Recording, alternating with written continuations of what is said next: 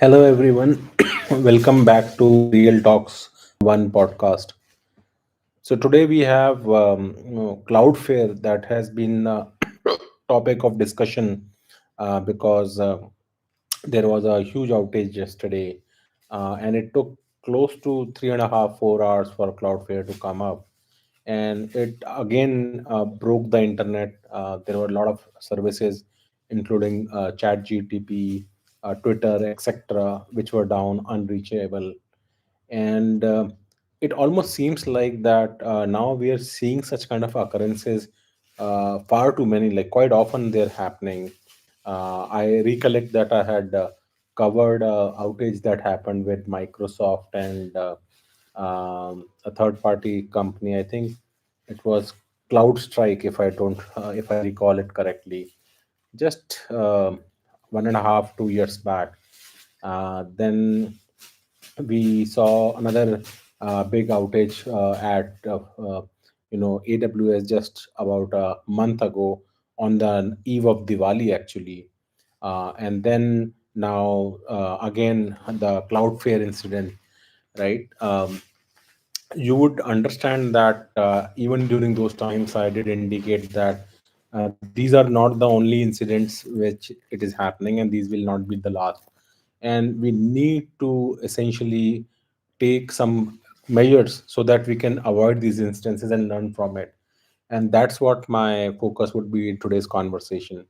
So first of all, let's understand the issue that is at hand. So Cloudflare primarily provides denial of service attack services.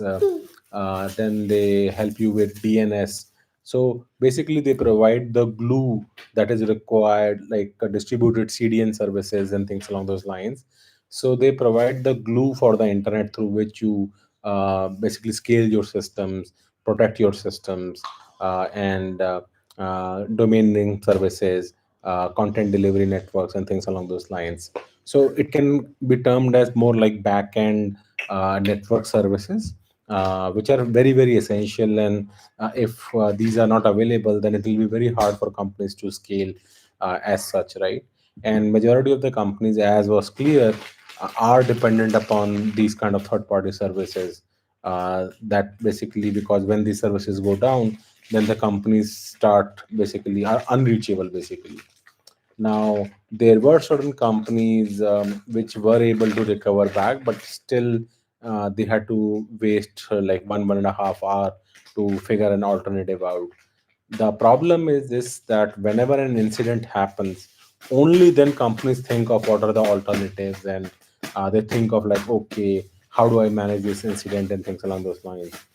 The point is that whenever you design a system or an architecture, you should think about scalability, performance, reliability, and especially in larger organization, there should be focus on disaster recovery and then resiliency, right?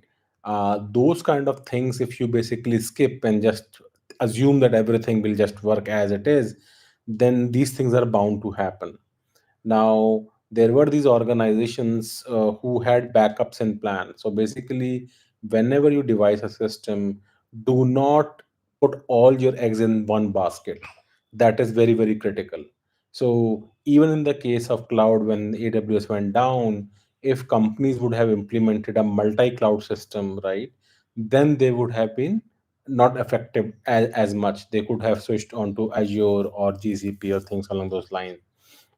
However, if you see right now, a lot of these companies just go one trick pony. They just put everything on one cloud system, or they do not have any concept of backup DNS or alternate services. They don't do any kind of disaster recovery planning or business continuity planning as such, and it results into these kind of issues. So again, I am saying, even with all the AI hype that we have seen, with all the vibe coding that is going on, a lot of people might consider that with all these layoffs going on, are we going to see such kind of incidents more often? Well, that could be true if there were some critical resources that were focused on certain specific infrastructure are no longer working, or that area is not covered. Maybe this can happen. but we do not have data to prove one way or the other. So I don't think this is mostly a vibe coding issue or an AI issue as such. But AI can be used to predict such kind of outages and basically prevent them from happening by implementing certain business continuity protocols and fault tolerance systems in place before these kind of incidents happen. So I think the learning that we need to get from it is that such kind of incidents will continue to keep happening. Sometimes your cloud provider will bail out on you. Sometimes your ISP itself will not work. Other times, your DNS will fail, or any kind of third party service will start failing, and then you have to be present. More often than not, if you see, when you do any kind of online checkout, right, when you are doing a payment gateway transaction, many times those transactions are not successful. So transactions gets declined, or it fails, or you get stuck with the transactions, because again, lot of third party systems are involved in it, whether it is master or visa network. Then it could be a bank API, it could be a merchant API, or it could be the payment gateway itself which is having some kind of issues. So those things you might have seen on a consumer side of things, right, many times.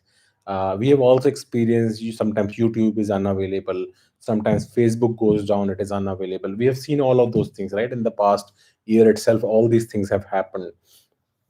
But come as a company, they need to really focus on like business continuity, disaster planning, building resiliency in the existing systems itself.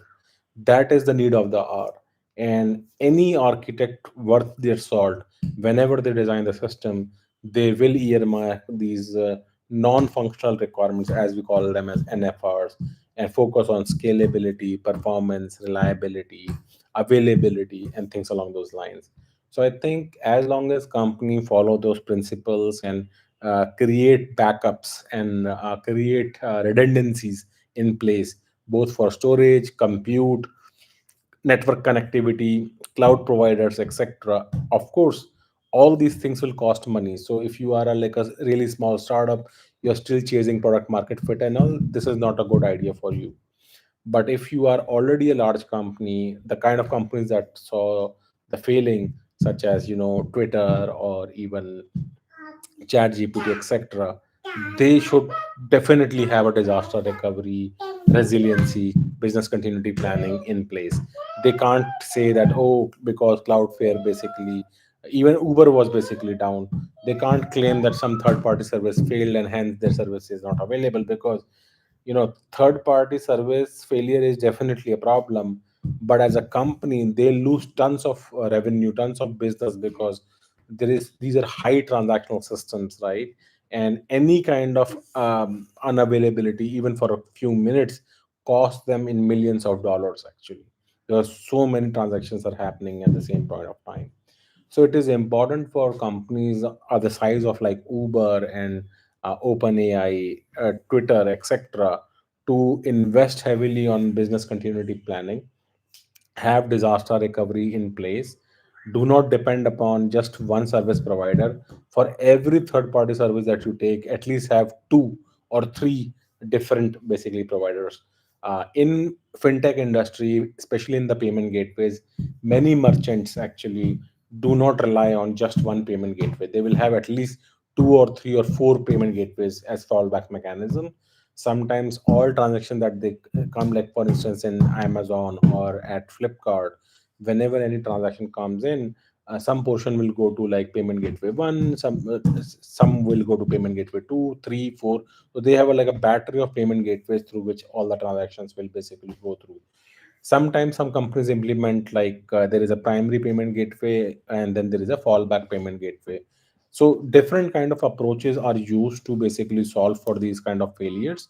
And because you have choice, right, there's Cloudflare is not the only company that gives you content delivery network or denial of service attack services, or DNS services, right? So you have Akamai that does the similar kind of things. Then CloudStrike and multiple other companies are there which do something along the same lines, right? So we need to invest on those areas. The system need to be designed. See, we are talking about these basics which should have been in the place from the very starting, because these big level companies have got impacted, right? I mean, I would have been okay if it were no name startups or some, smaller companies here and there. Not, it's still bad for them, but we can't hold them accountable, right? Because they're still figuring out product market fit, they may not have the money and things like that. But for a company of the size of Uber and OpenAI and Twitter, not being able to handle these kind of basic things is like completely disastrous.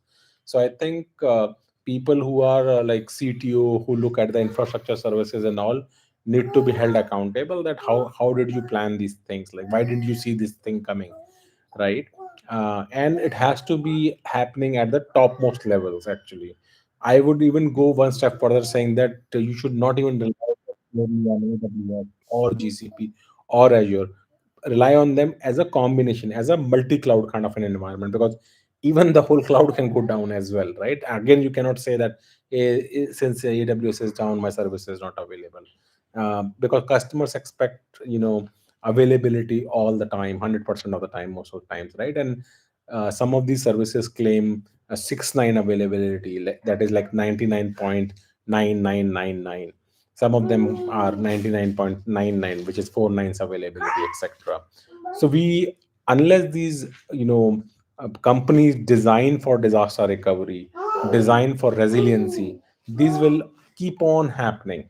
Of course, I did talk about like testing QA. When some software is released, you have to do that. And more often than not, nowadays companies are skipping these kind of things. They basically tilt towards like fast failing fast, meaning they will put something out, see what happens, and then try to recover if something bad happens. And we need to get rid of that mentality. I'm not saying this was the reason for current outage, but I'm just making this as a generic comment that testing has to be built as a part of development process. Business continuity, reliability has to be part of the development process. You cannot outsource these kind of things to somebody else and hope that someday, it will work out. Or if you're relying on third party, you cannot say that because third party was not available, my service also goes down. You need to have a backup plan in place. Ideally, it should be a soft failover, wherein if something goes down, you are already ready to take on the business and there is no hiccup that happens. But even if you don't have that kind of flexibility, with minimal, outage, which is in a matter of seconds or minutes, you should be coming up and running, not like taking 1 hour, 90 minutes, 2 hours, 3 hours, things like that. That's kind of unacceptable behavior.